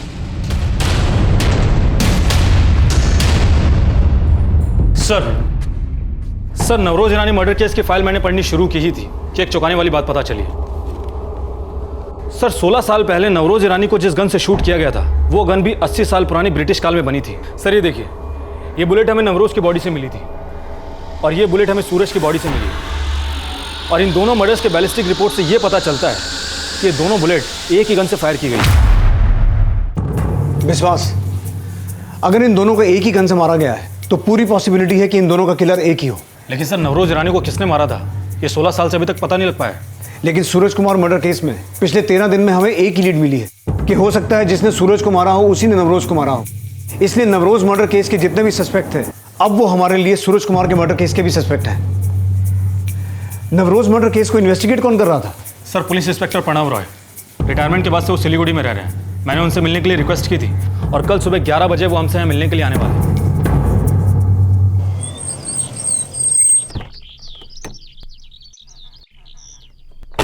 सूरज, शारदा, नवरोज ईरानी मर्डर इन्वेस्टिगेशन के दौरान ये दोनों नाम कभी सामने आए नहीं। आई एम ऑल्सो सरप्राइज्ड कि सूरज का भी उसी गन से मर्डर हुआ 16 साल पहले जिस गन से नवरोज ईरानी का मर्डर हुआ था। सर माना कि नवरोज ईरानी केस सॉल्व नहीं हो पाया, पर आपकी गट फीलिंग क्या कहती है? नवरोज को किसने मारा होगा? हमारा पहला सस्पेक्ट था साइरस नवरोजी। साइरस नवरोजी, नवरोज का भांजा? Yes, and the motive was Navroz Irani की प्रॉपर्टी। साइरस एक दूसरे फ्रॉड केस में भी सस्पेक्ट था। एक्चुअली उसने एक चिटफंड कंपनी खोल रखी थी और लोगों से काफ़ी पैसे वसूल लिए थे कंपनी के बिहाफ पे। पैसा लौटाने का बहुत प्रेशर था उसके ऊपर और नवरोज के मर्डर के बाद उसने नवरोज की प्रॉपर्टी पर क्लेम किया और नवरोज का घर 87 लाख रुपए में बेच दिया। इस केस में हमने उसे अरेस्ट भी किया था, बट उसके खिलाफ कोई एविडेंस न होने की वजह से कोर्ट ने उसे रिलीज कर दिया। But I strongly doubt that boy was clean. Cyrus के अलावा और कोई सस्पेक्ट? हमें बहुत स्ट्रांगली लग रहा था कि नवरोज मर्डर में जगत राय का हाथ हो सकता है। जगत राय जो एमएलए हैं? हाँ, नवरोज ईरानी जिस कंपनी में सेक्रेटरी थी उस वक्त जगत राय वहां के वर्कर्स यूनियन का लीडर था और उसने कंपनी में स्ट्राइक करवा दी थी। इसको लेकर नवरोज और जगत राय में काफी झगड़ा हुआ था। आप लोग अंदर नहीं जा सकते। हमें एमडी विनोद साय से मिलना है अभी। वो आज ऑफिस नहीं आए हैं। तुम बोलोगे और हम मान लेंगे। यहाँ तमाशा मत करो, जस्ट लीव। और नहीं गए तो? I said leave, so leave. अपनी औकात में रहना, समझी तू? जगत राय ने थप्पड़ ही नहीं मारा, जान से मारने की धमकी भी दी नवरोज को। और इस मैटर में नवरोज ने केस फाइल कर दिया जगत राय के खिलाफ। जेल से छूटने के 3 महीने बाद नवरोज का मर्डर हुआ और यही वजह थी कि जगत राय हमारे रडार में आया, बट उसके खिलाफ कोई एविडेंस नहीं था। सर नवरोज का जब मर्डर हुआ था तब वो 40 साल की थी और सूरज तब 16 साल का था। सर ऐसा भी तो हो सकता है कि नवरोज ईरानी को किसी कॉन्ट्रैक्ट किलर ने मारा हो। तो आपकी इन्वेस्टिगेशन के दौरान ऐसी कोई ट्रेल सामने आई थी जिससे ये पता चले कि वो गन कहां से खरीदी गई है? हमने उस टाइम के तमाम हिस्ट्री शीटर्स और इलीगल आर्म डीलर्स को भी राउंड अप किया था, लेकिन उस गन से रिलेटेड हमें कोई लीड नहीं मिली थी। इवन हमने तमाम वेस्ट बंगाल की रॉयल फैमिलीज से भी पूछताछ की जिनके पास ब्रिटिश एरा की गन होने की संभावना हो सकती थी, लेकिन उस मामले में हमें कुछ हाथ लगा नहीं। सर अपने खबरियों के नेटवर्क से भी उस गन से रिलेटेड कोई क्लू नहीं मिला है। विश्वास, ये गन 16 साल पहले एक मर्डर में इस्तेमाल हुई और वही गन 16 साल बाद एक दूसरे मर्डर में इस्तेमाल हुई। तो इस बात की भी पूरी पॉसिबिलिटी है कि इन 16 सालों के दौरान और कई मर्डर्स में इस गन का इस्तेमाल किया गया हो। एक काम करो, पिछले 16 सालों में जितने भी मर्डर्स गोली मार के हुए हैं उन सबकी बैलिस्टिक रिपोर्ट चेक करो। सर जगत राय और साइरस ये दोनों नवरोज ईरानी मर्डर केस के प्राइम सस्पेक्ट थे।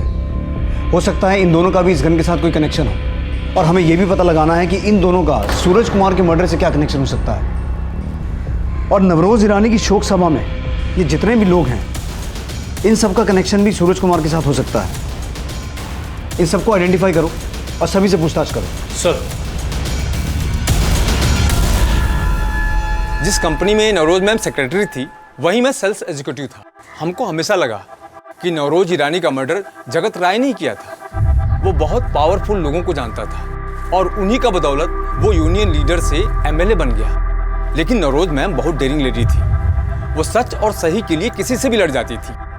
पढ़ लिया? ये मांगे हैं मेरे मजदूरों की। एमडी को बोलो ये मांगे पूरी नहीं हुई तो हड़ताल कभी खत्म नहीं होगी। ये मांगे वर्कर्स की नहीं है। तुम उन्हें डरा धमका के उनके और कंपनी के बीच में डिस्प्यूट क्रिएट कर रहे हो। I will expose you very soon. और नवरोज मैम ने जगत राय को जेल करवा दी। उसके बाद वो दोबारा कभी यूनियन लीडर नहीं बना। इसी वजह से जगत राय ने नवरोज मैम को खत्म कराया होगा। इस फोटो को ध्यान से देखो। इस आदमी का नाम सूरज है। इस आदमी को तुमने नवरोज मैडम के साथ में देखा था? नहीं सर।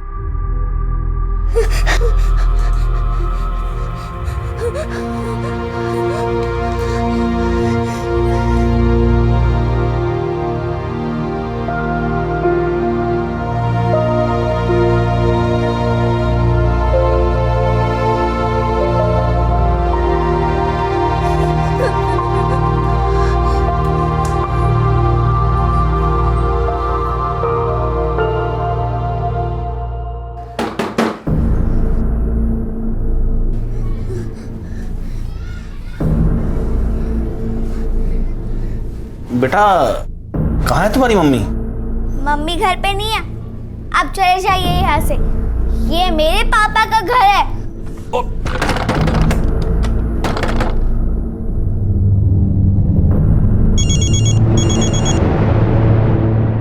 ओ शारदा जी, कहाँ हो तुम?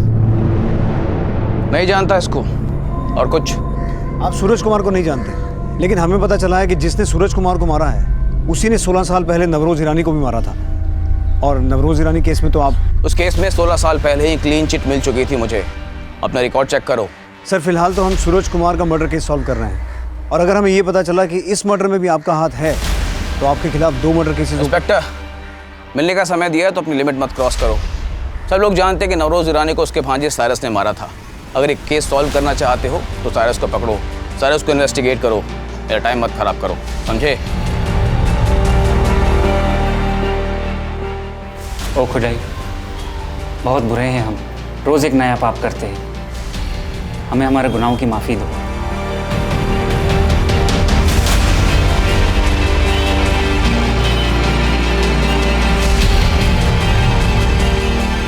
वो मैंने चिट फंड के लिए जो लोगों से पैसे लिए थे, वो नवरोज आंटी का घर बेचकर भी नहीं चुका पाया।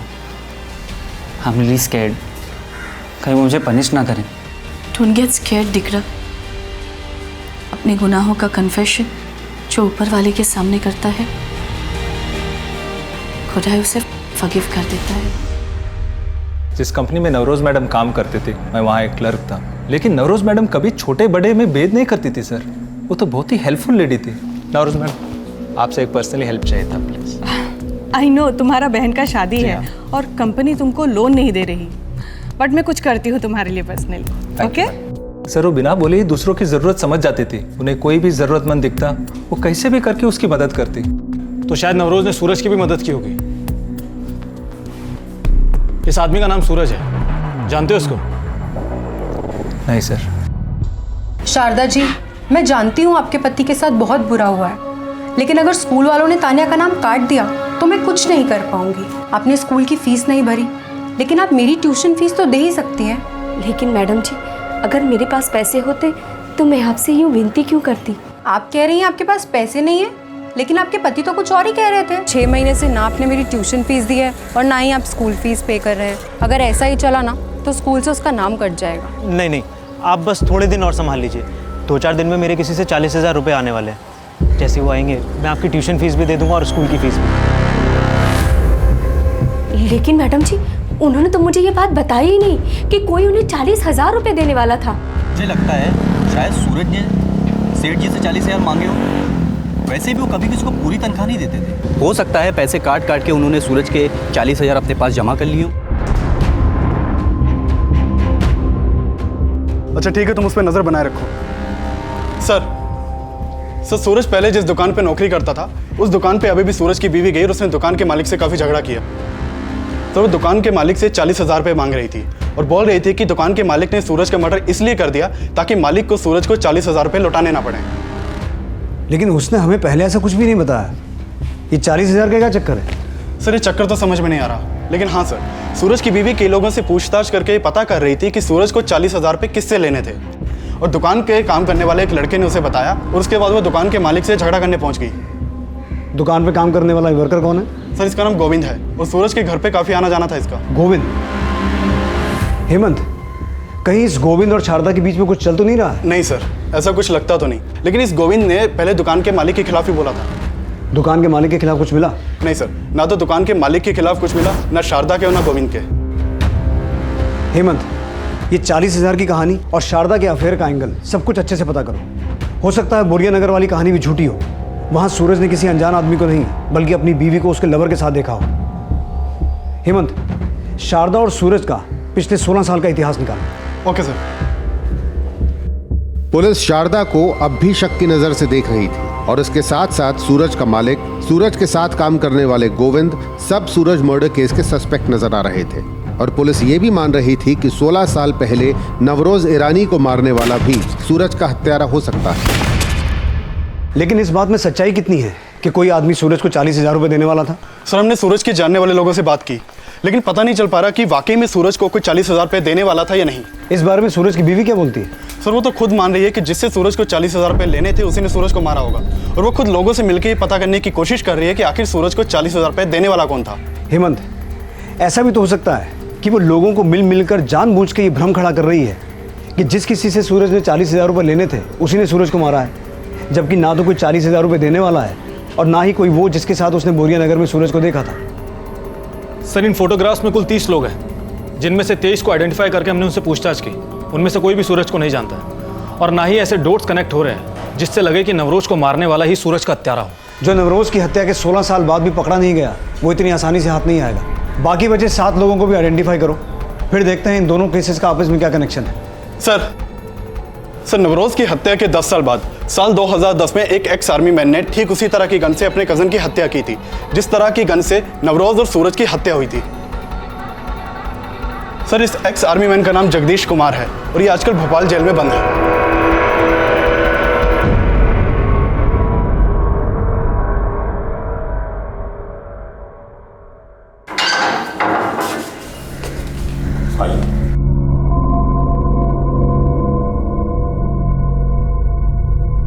ऑफिसर, अगर मैं अपने चचेरे भाई को नहीं मारता तो वो मुझे मार देता। मुझे उसे मारने का कोई अफसोस नहीं। देखिए, हम आपसे सिर्फ इतना जानना चाहते हैं कि आपने जिस गन से अपने भाई को मारा था वो गन ब्रिटिश काल की बनी हुई थी। आपको वो गन मिली कहाँ से? असलम ने दी थी वो गन मुझे। असलम? कहाँ मिलेगा ये असलम?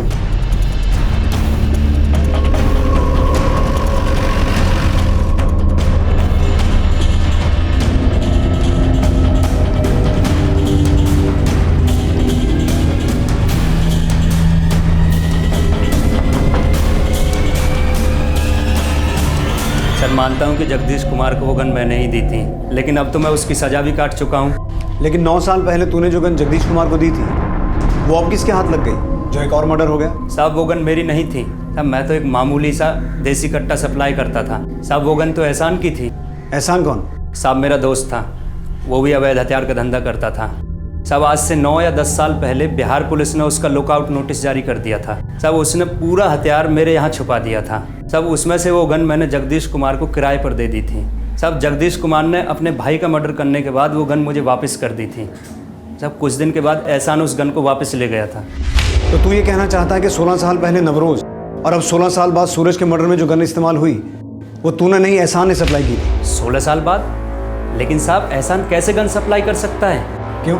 वो तो 6 साल पहले पुलिस इनकाउंटर में मारा गया। सर इन तीनों में से ये एहसान है।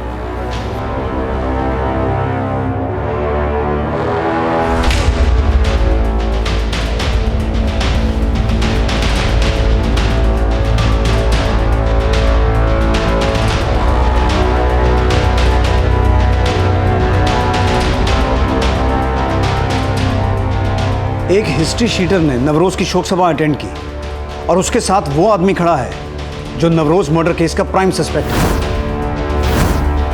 विश्वास, कहीं ऐसा तो नहीं कि सारिस ने ही एहसान को नवरोज को मारने के लिए कहा हो? लेकिन सर, नवरोज के मर्डर के करीब 10 साल बाद एहसान एनकाउंटर में मारा गया था, तो फिर सूरज का मर्डर किसने किया और किस मकसद से?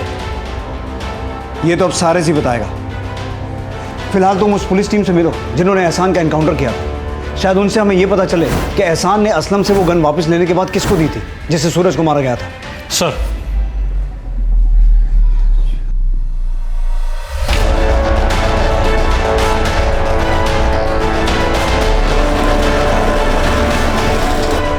नवरोज ईरानी को जिस गन से मारा गया था वो इस आदमी की थी जो आपके साथ खड़ा है। हो सकता है आपके कहने पे ही नवरोज ईरानी को मारा गया हो। व्हाट? ये आदमी मेरे साथ खड़ा है तो आप कुछ भी बोलेंगे? हमें तो ये भी नहीं पता कि इसका नाम एहसान था। जैस्मिन ने इसका नाम फैज बताया था। फैज? सर, इन तीनों में से ये एहसान है। आप उसी जैस्मिन की बात कर रहे हैं ना जो नवरोज की मेड थी? यस, थी तो वो मेड, पर नवरोज ने उसको सर पे चढ़ा कर रखा था। मेरे गांव में ना लड़कियां जैसे ही 14 साल की होती है उनकी शादी कर देते हैं। आप तो 40 साल की है ना? नहीं, मेरा मतलब है आपने कभी नहीं सोचा कि शादी कर लेनी चाहिए थी आपको? मुझे तो कभी नहीं लगा, नहीं तो जरूर कर लेती। पर तेरी बातों से ऐसा लगता है कि तुझे अपनी शादी का बहुत चाव है। नहीं मैम, ऐसा कुछ नहीं है। मैं तो अनाथ हूँ ना, पर मेरे माँ बाप होते तो शायद। माँ बाप न थी तो शू थयू, मेरी बेटी की तरह तू मेरी सेवा करती है। समझ ले, मैं ही तेरी माँ हूँ। देखते ही देखते जैस्मिन ने नवरोज के दिल पे ऐसा जादू चलाया कि वो जैस्मिन को अपने बेटी की तरह रखने लगी। लेकिन हद तो तब हो गई जब जैस्मिन उस फैज को भी घर में ले आई। नवरोज, तेरा एब्सेंस में वो लड़का रोज इधर आता है। पता नहीं किस चोरू चक्के के साथ ये। फैज चोर नहीं है मैम। तो छे कौन ही छोकरो? तू क्या इस घर की मालकिन है जो नवरोज के एब्सेंस में किसी को भी घर में बुला लेगी? रो मत टिकरा, प्यार करती है उससे। जैस्मिन ने अपने झूठे आंसू दिखाकर नवरोज को इस तरह पागल बना दिया था कि नवरोज खुद जैस्मिन की और फैज की शादी के बारे में सोचने लगी थी। सर, जैस्मिन ने बताया था फैज जूते चप्पल बेचने का काम करता था, और अब आपसे पता चल रहा है कि उसका नाम एहसान था और वो एक क्रिमिनल था। आप मेरे बेटे पर शक कर रहे हैं, पर हम तो जैस्मिन पर शक पहले ही जता चुके थे।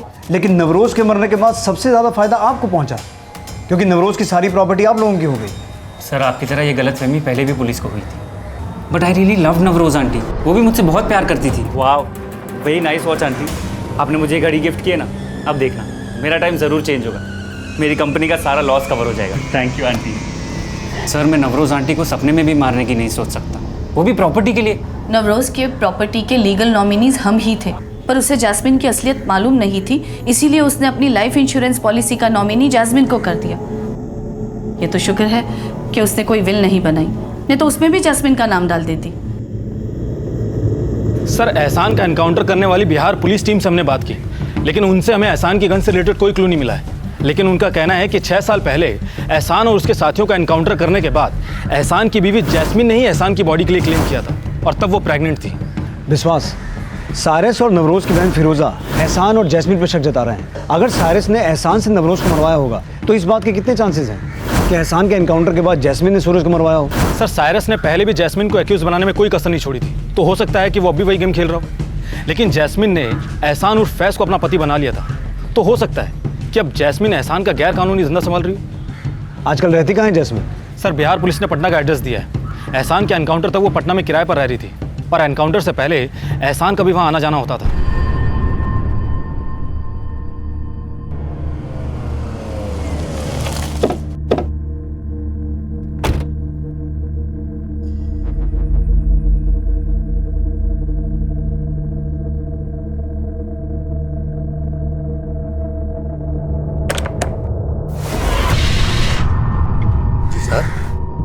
जैस्मिन यही रहती है? रहती है? अरे उसको तो मर के 4 साल हो गए। जैस्मिन मर चुकी है? उसका पति जुनेद जब मरा था तो वो पेट से थी, पति की मौत का सदमा नहीं बर्दाश्त कर सकी, वो भी मर गई बेचारी। क्या नाम बताया आपने उसके पति का? जुनेद। जुनेद?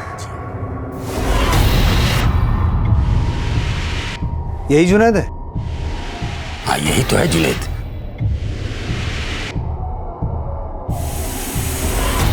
सर ये बात तो साफ है, जैस्मिन नवरोज के इंश्योरेंस पॉलिसी की नॉमिनी थी, भले उसे इंश्योरेंस का पैसा ना मिला।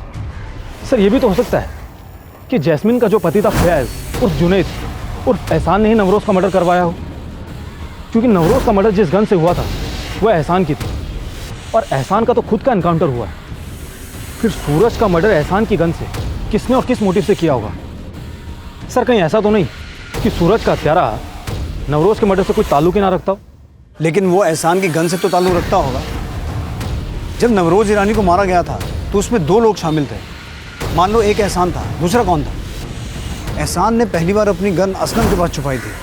सर हमने असलम को अच्छे से खंगाल लिया, उसके खिलाफ कुछ भी नहीं मिला। लेकिन ऐसा भी तो हो सकता है विश्वास कि असलम जैसा ही एहसान का कोई दूसरा साथी हो, क्योंकि जब एहसान का इनकाउंटर हुआ था उसके पास वो गन नहीं थी। हो सकता है उसने वो गन अपने किसी दूसरे साथी को दी हो। इस एहसान का पूरा क्रिमिनल बैकग्राउंड खंगालो, कोई ना कोई ऐसा ज़रूर मिलेगा जिसका सूरज के मर्डर से कोई कनेक्शन है।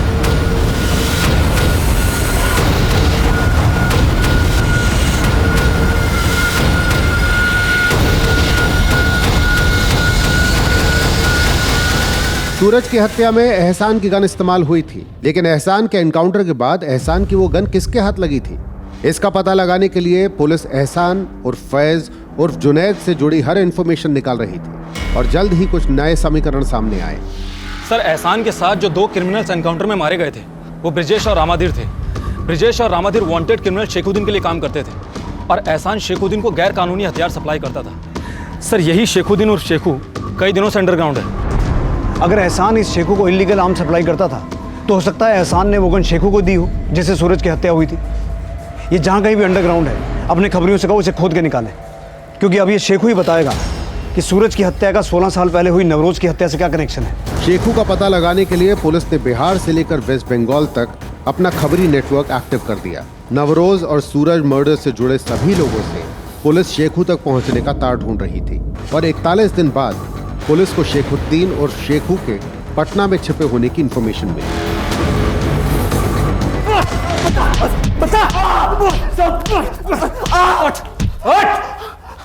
बोल, तो नहीं मारा है ना सूरज को? हाँ साहब, मैं नहीं मारा सूरज को। क्यों मारा था? साहब मुझे अहमद भाई ने बोला था। अहमद कौन?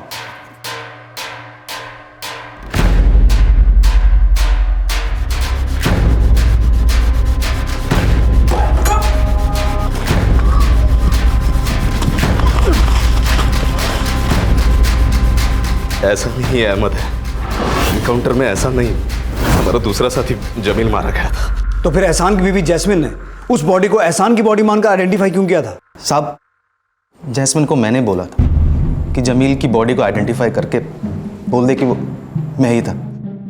तो जैस्मिन ने नवरोज की इंश्योरेंस पॉलिसी क्लेम करने के लिए तुझसे बोल के नवरोज को मरवाया? नहीं साहब, जैस्मिन को इस बारे में कुछ नहीं पता था। जैस्मिन को मैंने झूठ बोला था कि साइरस मुझे नवरोज मर्डर केस में फंसवा सकता है, तो इसलिए जमील की बॉडी को आइडेंटिफाई करके बोल दे कि वो मैं ही हूँ। साहब जैस्मिन को तो ये भी नहीं पता था कि नवरोज को मैंने मरवाया था। सब एहसान के कहने पे मैंने ही नवरोज को मारा था। तेरे साथ एक और भी तो था, वो कौन था? वो सूरज था साहब। सूरज? शेखू मेरे गांव का था, वही सूरज को अपने साथ लाया था। बोल रहा था ज़रूरतमंद है, पैसे के लिए कुछ भी करेगा। मैंने दोनों को उस मर्डर के लिए 50-50 हज़ार रुपये देने का कहा था। अरे ये तो 10,000 है। एहसान ने सूरज को सिर्फ 10,000 दिया था। सूरज इस बात से दुखी था ही था, लेकिन उससे ज़्यादा उसे नवरोज के मर्डर का पछतावा हो रहा था। उसका दिल कांप गया था उस मर्डर के बाद। बोला आगे कभी गलत काम नहीं करेगा। लेकिन 2.5 महीने पहले सूरज ने मुझे बोरिया नगर में देख लिया था। ये पकड़ो, मैं आ रहा हूँ 1 मिनट। सूरज!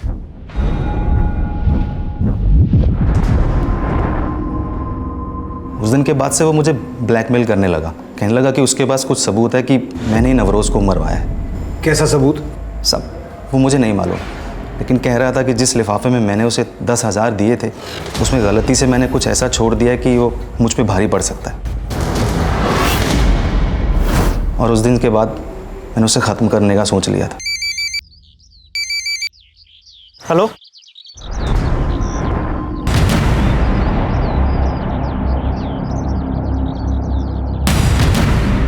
शेखू! सूरज। सर एहसान ने बोला था कि उसने सूरज को इसी एनवलप में 10,000 रुपये दिए थे और इसी एनवलप में हमें ये नेगेटिव्स मिले।